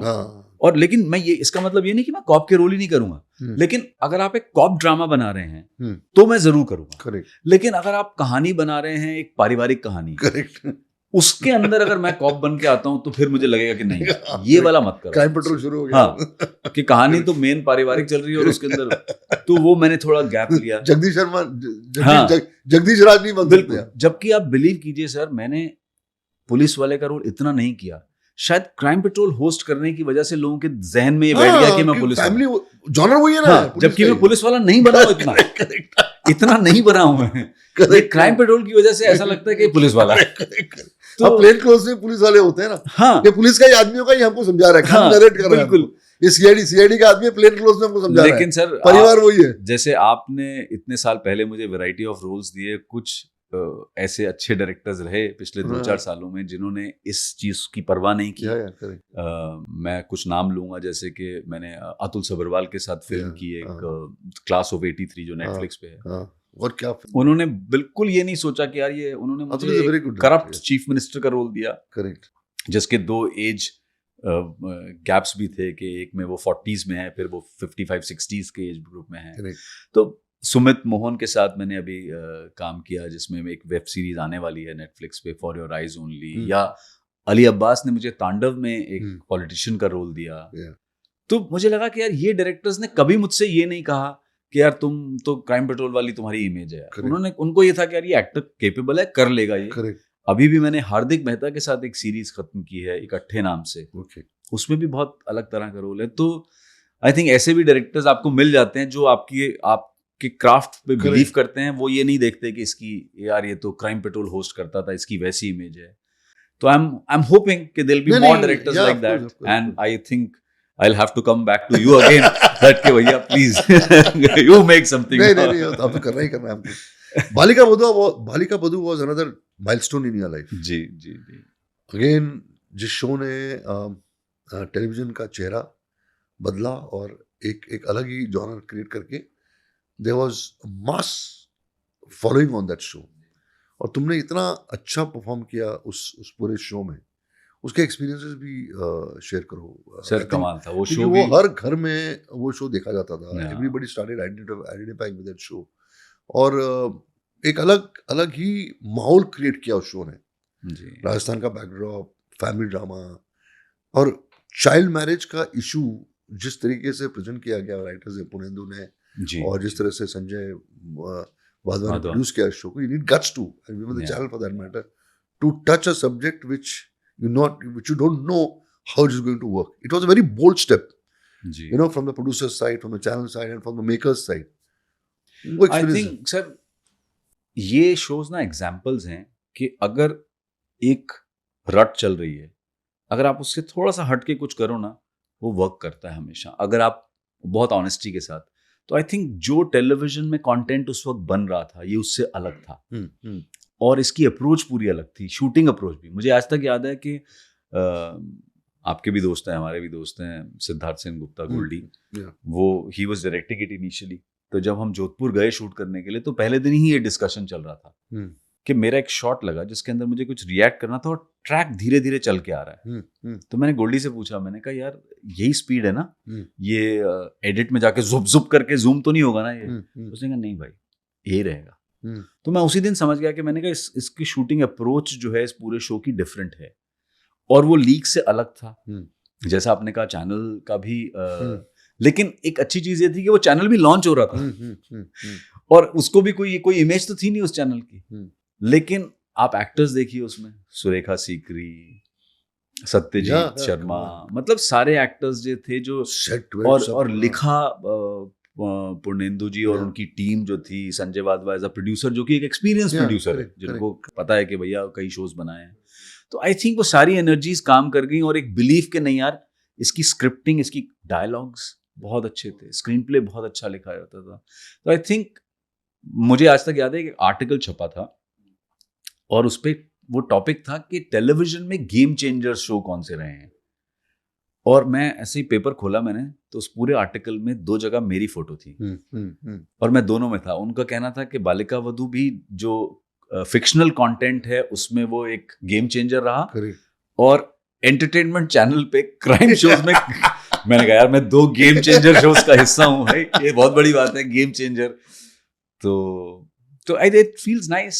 बट जैसा हम बात कर रहे हैं कि मेरा अंदर का एक्टर जो है अभी भी सर बहुत नहीं वो तो है, वो करता रहता है, और यही रीज़न है आप जानते हैं मैंने फिर से थिएटर शुरू किया, क्योंकि मुझे लगा कि यार मैं जो रोल्स मुझे नहीं मिल रहे हैं वहाँ पर मैं थिएटर में ट्राई करता हूँ, और मुझे हमेशा लगता है कि आपका वो रियाज है, एक तरीके से आप वो रियाज करते हो। अनूप, एक अहम मुद्दे पे आते हैं। अहम मुद्दा ये है कि you have been very fortunate to get a wife who is a brilliant actress, Juhi Babbar. You have a talented father-in-law, you have a talented mother-in-law. तो ये 5-10 इंडिया जो तुम्हारी घी में है, how does it really help you? Juhi, again one of my favorite actresses, a good writer, director. उसका recent जो play इतना बड़ा सक्सेस हुआ, Saiyaara. In a family when you have so many talented people, उसका असर इधर भी हो सकता है उधर भी हो सकता है। But you have been very fortunate enough to have good people along with good talent. Juhi का कंट्रीब्यूशन तुम्हारी लाइफ में क्या है, कैसे?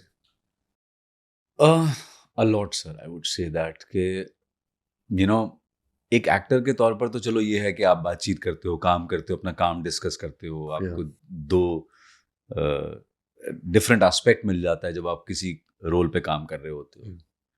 लेकिन I think as a human being, you know the kind of person she is, you know her, I think she is so grounded,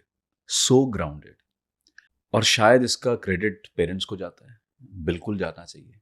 और वो जो एक, और मैं आपको सच बात बताऊं, मैं जितना अब चूंकि आप देखते हैं वक्त बदल रहा है तो हमारी उम्र बढ़ रही है, तो आप अपने रिश्तेदारों से, कजन से उतना नहीं मिल पाते हैं जितना आप पहले मिलते हैं। आप अपने प्रोफेशन में बिजी हो गए। आई एम टेलिंग यू, मैं पिछले 14 सालों में जितना अपने मेरे रिश्तेदार कहते हैं कि भाई तू बदल गया यार, तू फोन करता है हमको मिलता जुलता रहता है, यू नो, फैमिली वेडिंग्स में अटेंड करता है। नहीं तो वो चीज़ें वो शायद कहीं ना कहीं जूही को ना बचपन से मिली हैं कि यार ये जो बहुत ज़रूरी है, अपने आसपास के जो लोग हैं उनके साथ मिलना जुलना, और वो एक ग्राउंडेडनेस रखना, वो शायद पेरेंट्स से आई है कहीं ना कहीं। क्योंकि मैं आपको एक किस्सा बताता हूँ बड़ा मज़ेदार सा।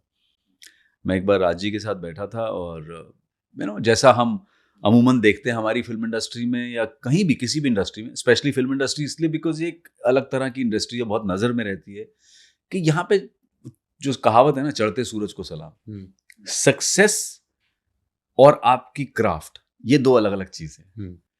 ये ज़रूरी नहीं है कि आप बहुत टैलेंटेड हैं तो आप बहुत सक्सेसफुल होंगे, और ये जरूरी नहीं है कि अगर आप बहुत सक्सेसफुल होते हैं आप टैलेंटेड भी हैं। ये दोनों अलग अलग बातें हैं। करियर अलग चीज है, क्राफ्ट अलग चीज है, और हिट होना ना होना ये आपके बस में ही नहीं है। तो आप you are too dependent for your success on others. आपके पास जो चीज़ है वो है आपकी क्राफ्ट, जिसको आप ईमानदारी से अपनी मेहनत से कर सकते हैं। तो हमारे राज्य के साथ मेरे ऐसे बहुत डिस्कशंस होते रहते हैं कि भाई सक्सेसफुल कैसे हुए, कब हुए, देखो वो था तो ये। जब आप सक्सेसफुल होते हो तो लोग आपके आगे पीछे घूमते हैं, नहीं होते हो तो फिर वही लोग बदल भी जाते हैं। बल्कि मुझे उस पर एक शेर है, बहुत बहुत मुझे अच्छा लगता है वो शेर। वो ये शेर था कि कल शीशा था तो सब देख देख कर निकलते थे, कल शीशा था तो सब देख देख कर निकलते थे, आज टूट गया हूं तो सब बच बच कर निकलते हैं। क्या तो ये सच्चाई है हमारे इस फील्ड की। तो मैं उनके साथ इसी टॉपिक पे हमारा डिस्कशन चल रहा था, तो वो अचानक उठे और अपने एक वॉक इन वार्डरोब की तरफ गए और वहां से आए और एक पैकेट लेकर आए। तो वो पैकेट कुछ ऐसा था जैसा आप जब आप ड्राई क्लीनिंग के लिए कपड़े देते हैं ना, तो वहां से जब पैक होके आते हैं धुल के, वो उस तरह के वो ब्राउन कलर के पेपर में पैक होते हैं, वो पेपर था। मैंने कहा पता नहीं क्या है, फिर उन्होंने खोला उसको दिखाया, तो उसके अंदर एक चेक्स का ब्लेजर था, कोट था, 2 पैंट थी और 2 शर्ट थी, if I am not wrong. तो मैंने कहा ये क्या है, ये क्या दिखा रहे हो आप मुझे? कहते हैं जब मैं इस शहर में आया था ना, जब मैं सूटकेस लेके आया था उसमें बस ये था, एक चेक का कोट था, ये 2 पैंट थी और 2 शर्ट थी। क्या बात। और वो उसको वक्त वक्त पे क्या करते हैं, ड्राई क्लीन करा के पैक करके रखे रहते हैं। कहते हैं यार ये जो है ना, ये मुझे मेरी पहचान बताता है कि तू कहाँ से आया था और तू कहाँ पहुंचा है। रूट्स, मेरी रूट्स। तो मैं अगर उनसे दूर भागूंगा या मैं इससे स्वेड हो जाऊंगा इस ग्लैमर से या उससे, तो मैं कभी जी नहीं पाऊंगा। या जब मेरे डाउन आएगा तो मैं उसको झेल पाऊंगा। जब मेरा डाउन आता है ना, तो मैं इसको अपने हाथ में लेता हूँ और कहता हूँ कि अरे क्या डाउन है, ये डाउन है क्या? ये डाउन था जहां से तू आया था। करेक्ट, क्या बात है। तो मुझे लगता है कि ये जो अपब्रिंगिंग है ये शायद उसको भी मिली है, और मैं तो खुद ऑब्वियसली ऐसे एक माहौल से आया था जहाँ से हमारा भी कोई कनेक्शन नहीं था इस इंडस्ट्री से, और धीरे धीरे चीज़ों को समझा। तो लेकिन आई थिंक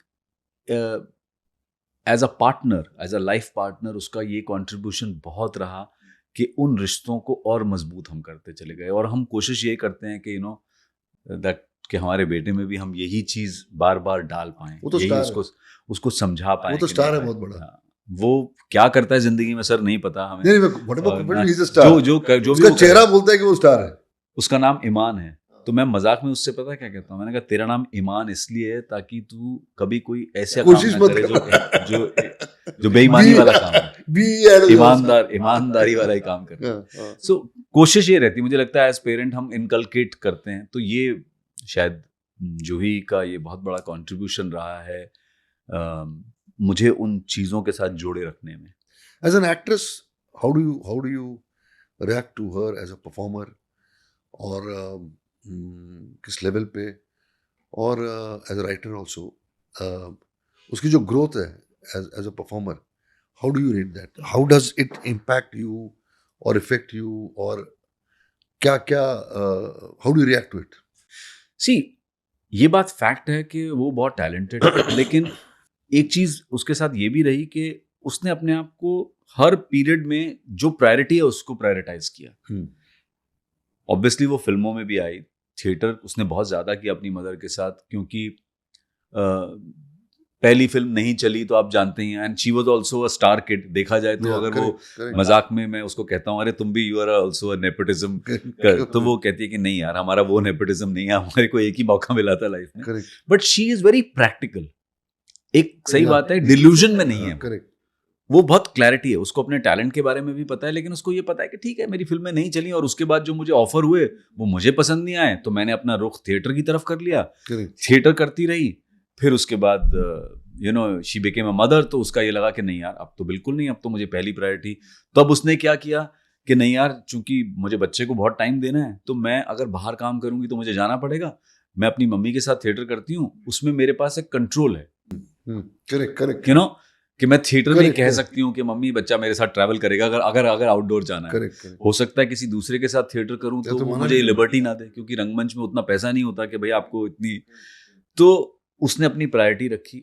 लेकिन अब चूंकि जैसा आपने बात की लास्ट 2-3 सालों में उसने कुछ अच्छी फिल्में की हैं और रंगमंच भी वो कर रही है, तो मैंने उससे एग्जैक्टली वही बात कही थी जो मैंने अपने लिए रखी थी, कि मैंने कहा था कि Juhi, she is madly in love with theatre.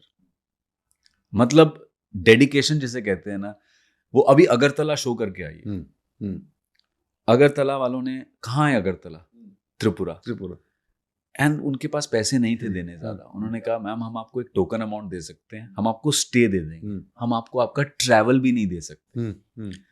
And this is been going on for last 6 months। अच्छा। तो अभी उसको 2 shows मिले जो रांची और जमशेदपुर मिले। शी वर्कड आउट कि यार यहाँ से जो मुझे पैसे मिल रहे हैं मैं थोड़े से पैसे और खर्च कर दूंगी और मैं अगरतला। तो मैंने ऐसे ही पूछा, मैंने कहा कहाँ जा रही हो, बेचारे तुमको पैसे भी ज्यादा नहीं दे, टोकन अमाउंट दे रहे हैं, ऊपर से फ्लाइट भी तुम अपनी जेब से खर्च करके जाओगी।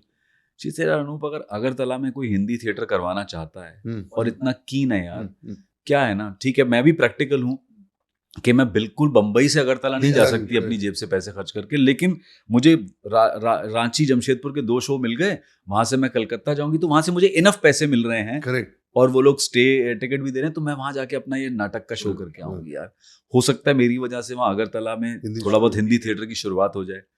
तो वो एक डेडिकेशन है। तो अब मैं उससे ये कहता हूँ कि यार ये बहुत अच्छा डेडिकेशन है, लेकिन अब साथ साथ फिल्में भी करती रहो, क्योंकि फिल्में करोगी थोड़ा सा और तुम्हारा सेलेबिलिटी होगी फेस वैल्यू वाइज, तो you can contribute more to your theatre. तो उसको अब ये बात समझ में आने लगी है, तो मैंने कहा थोड़ा वक्त फिल्मों के लिए भी निकालो। तो now she is doing some 2-3 good films. राज्य के साथ कुछ चल रहा है प्लानिंग, कुछ थिएटर? सर अभी कुछ कास्ट हमने किसी ने किया ही नहीं इकट्ठा आज तक। शायद लोग भी सोचते होंगे यार इनको एक साथ कास्ट करेंगे तो पता नहीं मोनोपोली ना हो जाए इनकी फिल्म में, डेट्स नहीं देंगे ये लोग। नादिरा जी अगेन टैलेंट से भरी हुई performer, what a writer and what a director, what a actress. मेरे को लगता है कि ये जो वाइब्स है तुम्हारे आसपास इन लोगों की, that also is supporting you to become a good actor, good human being, good performer, because ये इंस्पिरेशन है सब। बिल्कुल सर। और ये जनरेशन जो है जिन्होंने अचीव किया अपने अपने लेवल पे, ये बहुत खुशकिस्मत होना चाहिए इंसान को कि आपके आसपास जो है वो ऐसी एनर्जीज और ऐसे परफॉर्मर्स और ऐसे लोग हों। सटली भी बहुत सारी चीज़ें पास ऑन होती हैं। बिल्कुल है। और सी प्रैक्टिकलिटी, जो मेरे आसपास जो लोग हैं वो प्रैक्टिकल हैं जिंदगी में। जैसे मैंने कहा ना, डिल्यूजन में कोई नहीं है, सबको रियलिटी पता है, हमारे प्रोफेशन की रियलिटी पता है कि यार देखो तुम्हारे हाथ में तुम्हारी क्राफ्ट है, करेक्ट, उसके अलावा कुछ नहीं है। करेक्ट। तुम एक अच्छी फिल्म सेलेक्ट करते वक्त अपना दिमाग इस्तेमाल कर सकते हो कि यार ये रोल है, ये डायरेक्टर अच्छा है, मुझे रोल पसंद आ रहा है, मैं ये करूंगा और मैं अपना 100% इस रोल में दूंगा। करेक्ट। उसके बाद वो चलता है नहीं चलता है वो तुम्हारे बस में ही नहीं है। What are the latest plays जो चल रहे हैं which are doing very well? Sir अभी 2 प्रोडक्शंस मेरे जो हैं, एक है बालीगंज 1990 जो एक सस्पेंस थ्रिलर है, आप बहुत देख कमाल चुके का हैं। प्ले है। और फिर मैंने कहा कि जैसा मैंने कहा ना कि एक थिएटर मेरे पास एक ऐसा वेपन है जिसमें मैं, जो मुझे लोग किसी इमेज में बांधने की कोशिश करते हैं तो मैं थिएटर में उसके ऑपोजिट कुछ कर लेता हूँ, ताकि यार, और उनको बुला बुला के दिखाता हूँ कि देखो भाई तुम मुझे चांस नहीं दे रहे हो, यहाँ देख लो मैं तुम्हें करके दिखा देता हूँ इसको कि मैं ये भी कर सकता हूँ। तो मैं अभी एक कॉमेडी प्ले भी कर रहा हूँ, अच्छा, जो कि सिचुएशनल कॉमेडी है, बिल्कुल भी उस तरह से लाउड नहीं है और बहुत ही प्रैक्टिकल आज के ज़माने की कॉमेडी है। 2024-25 का जो ट्रेंड है, आज का जो ज़माना है, कि जैसे आपने अभी सोशल मीडिया की बात की, तो वो कॉमेडी प्ले का थीम ही ये था। जब हमने डिसाइड किया कि यार ये नाटक ऐसा कुछ करते हैं, तो मैंने कहा यार ऐसा कुछ करो, एक तो ना ज़बरदस्ती हंसाने के लिए चीप कॉमेडी मत करो। तो एक ये आइडिया बनते बनते डिस्कशंस में आया कि यार कैसे है ना, हम फेसबुक इंस्टाग्राम पे देखते हैं मैरिड कपल्स घूम रहे हैं, एकदम प्यार में डूबे हुए हैं। तो एक वो किसी स्टैंड अप कॉमेडियन ने भी किया था कि यार इसको देख के ऐसा लगता है कि मेरी मैरिड लाइफ कितनी बकवास है, ये लोग कितने खुश है, मेरी बीवी मुझे डांटती रहती है। तो ये जो एक फसाड है, अगर ये रियल है तो बहुत अच्छी बात है, लेकिन कई बार हम बहुत सारी चीजें सिर्फ कैमरास के लिए करते हैं। अब रियल में क्या हो रहा है 2 मिनट बैठ के बात भी नहीं कर सकते, करेक्ट करेक्ट लेकिन रील बनाते वक्त oh you are my love and all Correct. That. तो ये नाटक जो हम कर रहे हैं इसका नाम है माई वाइफ्स 8th वचन। ओके तो ये कहानी एक ऐसे कपल की है जिनकी शादी को 15 साल हो चुके हैं, ओके उनकी आज 15th एनिवर्सरी है, ओके और सुबह सुबह बड़ी रील्स बनाई है उन्होंने अच्छा कि आज 15th एनिवर्सरी है, ये है वो है, हाँ, और लंच करने गए वहां पे झगड़ बैठे किसी टॉपिक पे और लड़ मर रहे हैं, वहां से लड़ के आ गए और बात नहीं हो रही है। हाँ। तो मतलब कैसे हम एक दुनिया के लिए एक अलग फसाड क्रिएट करते Who's हैं। directed this play? अतुल सत्य कौशिक, अच्छा। तो उन्होंने लिखा भी है, जिन्होंने मेरा बालीगंज भी Correct, किया था। correct, correct, Ballygunge was absolutely Yeah, suspense yeah, thriller, ये बहुत उसका ऑपोजिट है।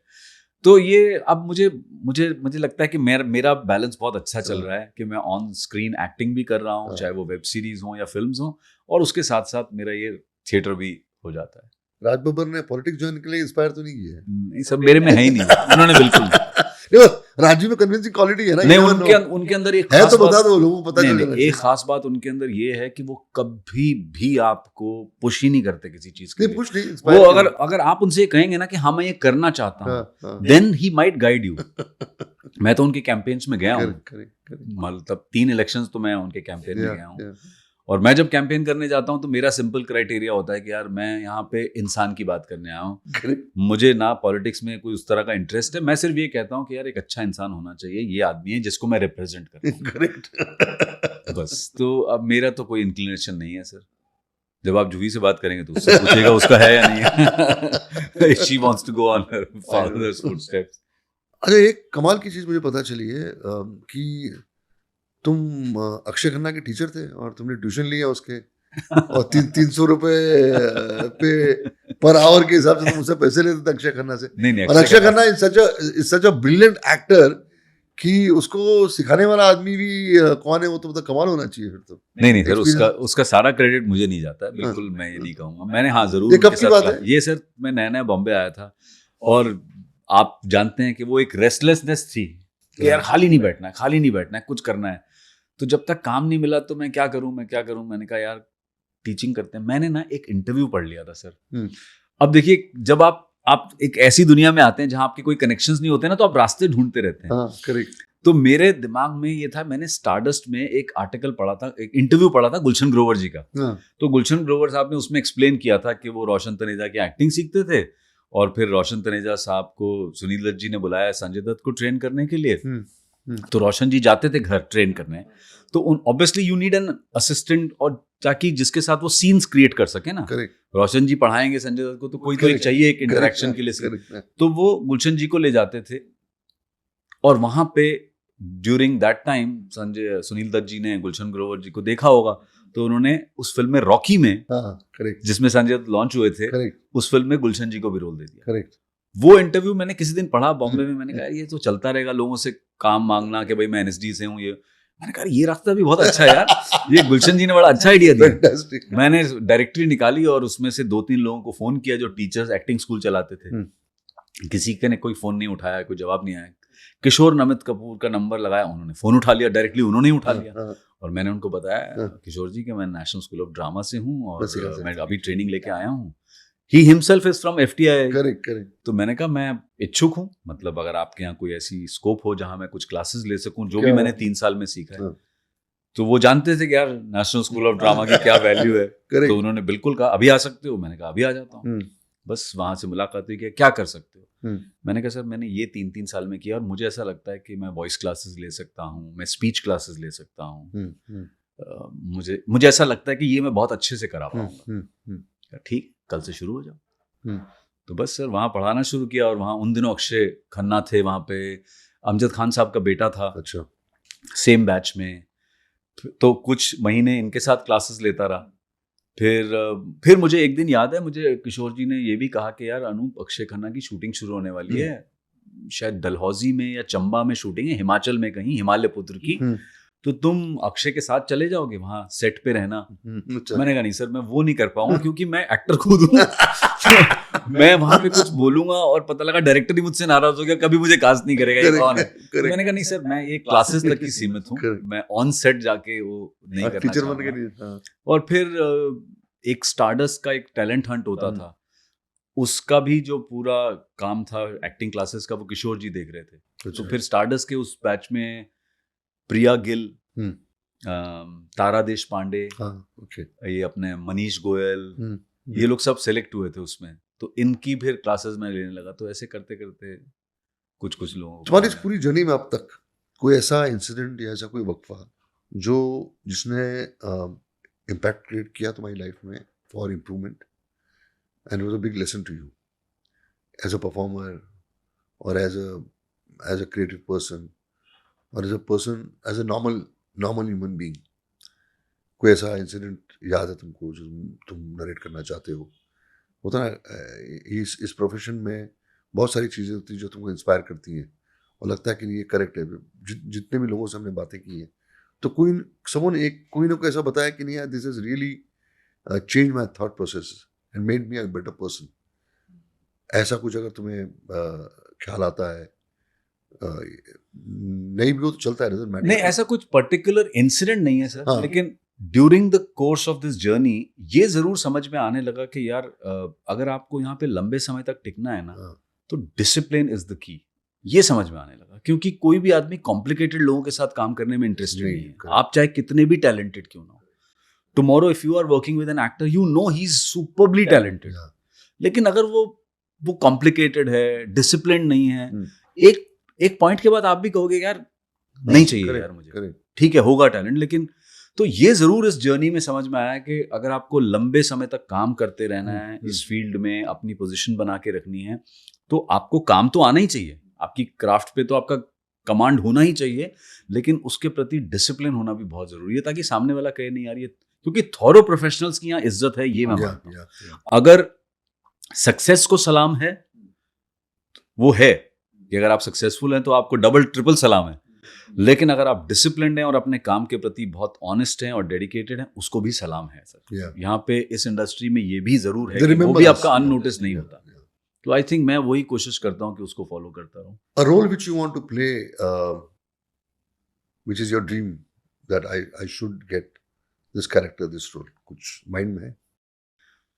मतलब अभी तो ये नहीं कहूँगा, लेकिन सर मुझे याद है जब मैंने NSD में सेकंड ईयर में था, मैं छुट्टियों में जयपुर वापस आया था, तो मैंने लम्हे देखी थी हाँ। अनिल कपूर साहब की, और मेरी जंग, 2 फिल्में थी, थोड़ा डिफरेंस आगे पे थी, पीछे। लेकिन मैंने शायद उस दौरान इकट्ठे देखी थी। उन दिनों VHS भी आते थे ना, कैसेट।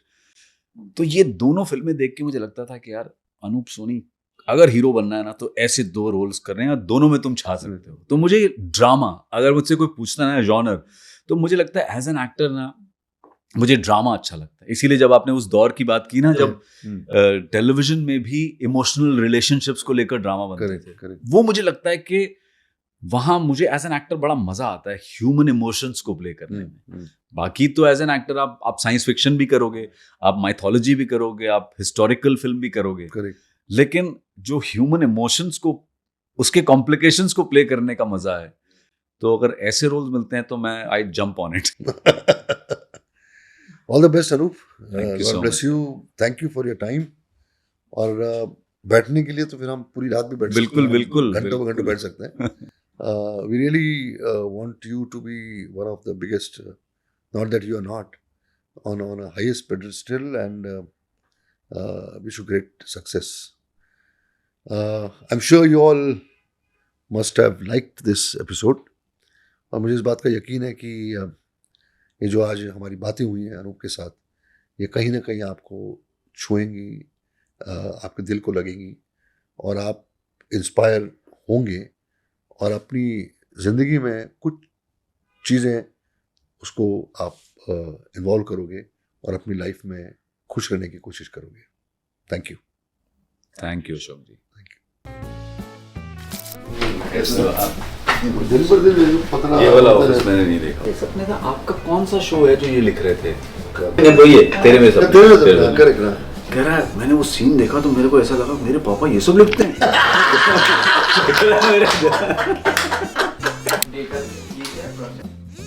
का रिलेशन जरूर लेने आया था।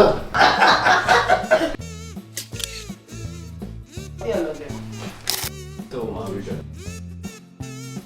अरे जी है ना, अगर कोई ज्ञान की बात करेक्ट करेक्ट करेक्ट। वो बाहर बैठा होता था, खुल के चाय वाला आया तो उसने एलवी प्रसाद की नजर उसमें पड़ गई, आगे बेदी में बाहर बैठा हुआ।